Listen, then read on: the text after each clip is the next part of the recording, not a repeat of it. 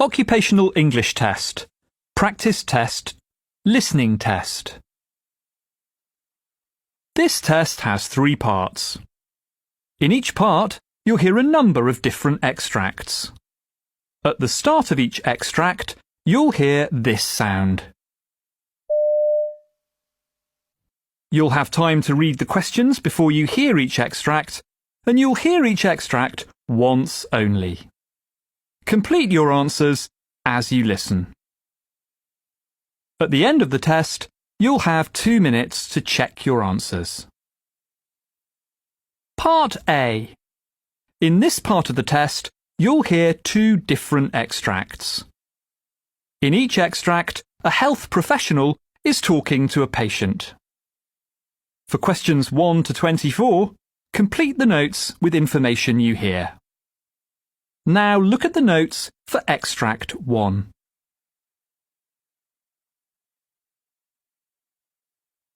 Extract 1, questions 1 to 12. For questions 1 to 12, complete the notes with a word or short phrase. You now have 30 seconds to look at the notes.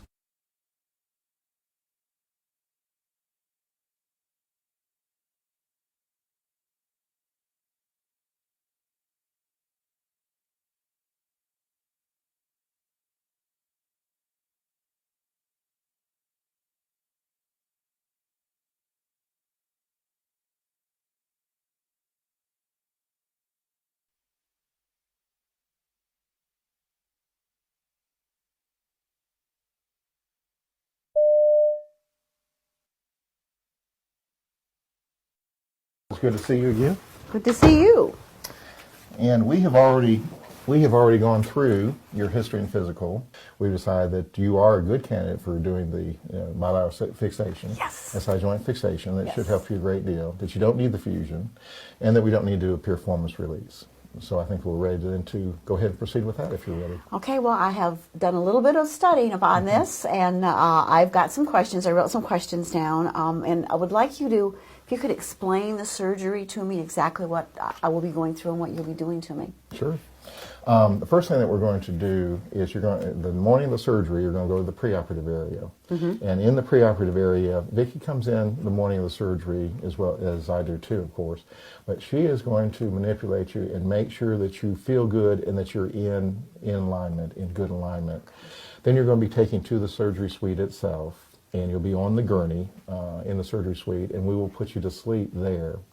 You also get IV antibiotics at that time, and at that time they'll set you up for the neuromuscular monitoring. They'll put little needles, and they are little, and of course, and you're asleep also anyway, but they'll put small needles in all the muscles so that during the surgery we can monitor that to make sure we're not near a nerve root. And then after that we will roll you into a prone position. The surgery is done with you on your stomach, so you'll be on chest rolls. Then we're ready. And then we'll go ahead and prep your back and proceed with surgery. Now you're having a fixation only, and what we will end up doing is putting 2 screws on each side. And the way that I determine where to put the screw in is first with an 18-gauge needle and then under the C-arm. I didn't mention earlier, of course, we have you on position so that we can use C-arm, which is for x-rays, or fluoroscopy, so that we can look through and see the bones. We'll stimulate the pin, and then we'll see if we get a response from the muscles. And if we do not get a response, we stimulate up to 20 milliamp level. If we do not get a response at about 50 milliamp level, we're usually very happy with that, even if we get a little response later on. But that makes sure that we're not close to the nerve roots, which are down here. Now, after we have the pin, we're happy with that, with the positioning on x-ray, as well as with the lack of response on the stimulation. Then we'll get a screw, a titanium cannulated screw, and put that over that guide pin, and then literally put it into the bone, screw it into the bone, and compress it. So, and then after we have the screw in, and usually I'll use 35 millimeter length screws most of the time. After we have the screw in, we'll test it again by stimulation to see if there's response from the muscles. And again, if there isn't, then we're happy with that. And then that's the first one. Do you ever have to reposition a pin or move a pin out? Sometimes if we start getting a response about 10 milliamps or below that, we're certainly going to reposition it. So we're happy with the first one. and then we put in a second one, which is essentially parallel, usually a little bit higher, pretty much parallel to the first one. And that's actually the end of the procedure. Well, now, after this, how long am I going to be in the hospital? You will be in the hospital if you're local. We'll keep you overnight. Okay. Okay. Now, what about my short-term restrictions right after surgery? In the immediate period after the surgery now, we are going to limit your activity. We do want you to be active. We do want you to walk. Okay. But we want you to limit the prolonged standing or limit the prolonged walking to about 30 minutes. Can you go up in that all, or like once a day? You Or? can. You Okay. can. You really will let you do what you really need to do. Okay. But just kind of be careful in doing it. Okay. The other thing we want you to not do is do any repetitive bending over, repetitive extending, Okay. which is really similar to most back problems. Now, what about my long-term restrictions? Long term, as we talked about before, no bungee jumping. I things like promise that. not to. Okay. And then, but more significantly, even you don't want to do things that are going to be jarring to the back. Specifically, even stair climbing or not stair climbing, but the stairmaster type of Okay. aerobic exercises. It would not do that. I think swimming would be much better. What about yoga? Because I've done yoga for years. Yoga, if you avoid the extremes of it, you can do the yoga. I think don't yoga do would be the fine. extremes of it. My body won't do the extremes of it. What about, I was curious about the screws. Do they ever work their way out? No, they don't. There is a possibility they could possibly become loose, but really we've not had that problem either. The screws are made of titanium, and the titanium really attracts the bone to grow right up to it, much more so than stainless steel. So they're not going to work their way out on their own. Now, is there a difference between a fixation and a fusion? There is a difference. You're just going to have the fixation. Okay. And That's good. That's good to know. So these are really two different things. That is, now, the other thing, when you fix the joint, which it's not moving anymore, do I lose any motion, or is my body going to be able to tell that? Of course, the whole idea of this whole procedure is to limit what I call micromotion, which in this case you always are supposed to have a little micromotion in that joint. But if you have excessive motion, it leads to the problems like you have. So we are limiting that motion. We are twisting. So I can continue on afterwards. You can continue to actually do a lot better because it's not going to hurt you. Exactly. That is true. That's true. Now, speaking of pain, what about post-op pain? How much pain is involved with this? You are going to have some discomfort, especially in the immediate post-op, but it is it's a post-operative pain. It's not the same pain as what you had beforehand. Okay. And usually is not that severe that you cannot get up on the morning or on the afternoon after the surgery. We usually do these surgeries first thing in the morning so that, and then by the afternoon, usually we try to get you up with physical therapy. And most everyone responds that most of their preoperative pain is gone, if not all of it. But they still have some of the postoperative pain, but it's much more tolerable for them than the preoperative pain was. And of course, that's going to lessen. Even by the next morning, that's markedly lessened. I am ready to have this surgery. You've answered my questions, and I think let's just go for it because I am very ready. That sounds good.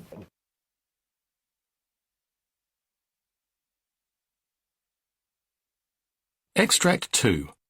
Questions 13 to 24. For questions 13 to 24, complete the notes with a word or short phrase. You now have 30 seconds to look at the notes.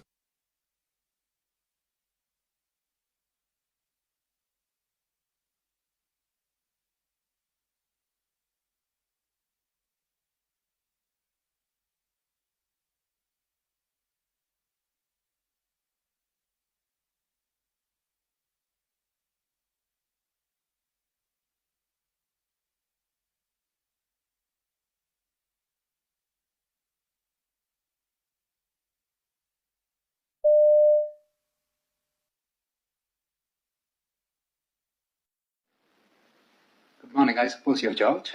Yes, and I believe you're Dr. Mark. Oh, yes, I am. What brings you here today? Well, I'm having this redness in my in the white part of my eye, actually. All right. I think I don't know what it's called. Is it called the conjunctiva or something? Mm-hmm. It's quite swollen, and I can see that. yeah. I've been having more tears than usual. It's more than tears, I think it's, sometimes I can feel that it's sort of like a yellow kind of discharge. Yellow. Yeah. And like, it crusts over the eyelashes, and, when I go to sleep, it's not, during the daytime, it's not really bad, but when I go to sleep and I wake up, you can see that, it's quite thick. Do you have any particular sensations there? It's quite itchy, and I feel, sometimes burning, in the eyes, and I'm not sure it's because of this discharges or whether anything else is happening. I feel like my vision is quite blurred. So, and I mean, I believe the sensitivity to the light has changed as well. It's how do I call it? It's like stubby. Stubby. Yeah. And I just don't have anything else, just these things, and I have other allergies and everything, but I don't know whether it is associated with it. All right. Allergies, you said. Yeah. I'm allergic to pollen. So dust. Not very much. It's hard to. I mean, pollen is it's tested, and I am positively allergic to pollen, Okay. and sometimes I get common cold, and not not a lot. So I would love you to do probably an eye examination, and We could do just that. There is a thorough history collection in the laboratory. Yeah. No, so I believe I'm gonna have to give some blood or something like that. No, you don't have to. Yeah. You could rest assured. Yeah. Always do keep the eyes clean, please. Yeah. I'm pretty I've had it when I was a child, and I remember I washed my wash the eyes with clean water, and I changed the pillowcases every day, morning, and I think I have to do until the infection goes away, but it's not my expertise, it's more of your expertise. So I do the basic do's and don'ts, and I don't touch both eyes, or with the same finger, or I don't rub. Right. I just don't I don't want to spread it to the other eye as well. So, and hopefully, last time when it happened, the doctor gave me some eye drops, and it's just the regular things, I believe, but I feel like I'm a bit of a fraud coming in just for a bit. It might be something silly, but You did the right thing. Yeah. So I would ask you not to put a patch over the eye. Yeah. It might worsen the infection. Yeah. And protect the eyes from dirt. Yeah. Especially from the irritants you mentioned. Yeah. And did I forget to ask you to take enough rest?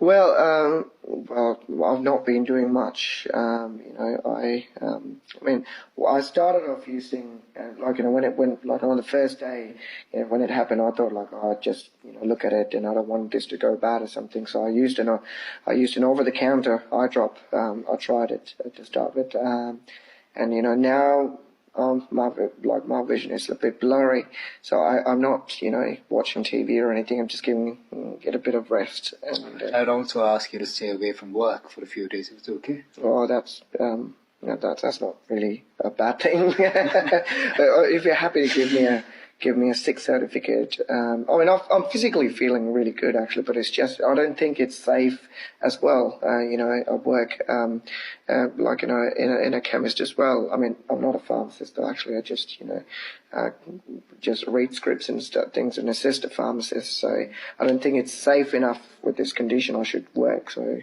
For that, I will prescribe you some antihistamines as well. Yeah. Okay.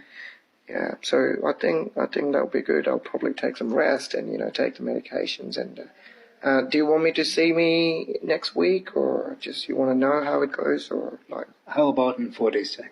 Okay, cool. So I'll try it, and if I can work it out, I'll do it. Great, thanks.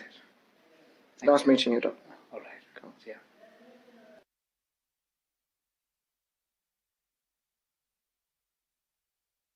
That is the end of Part A.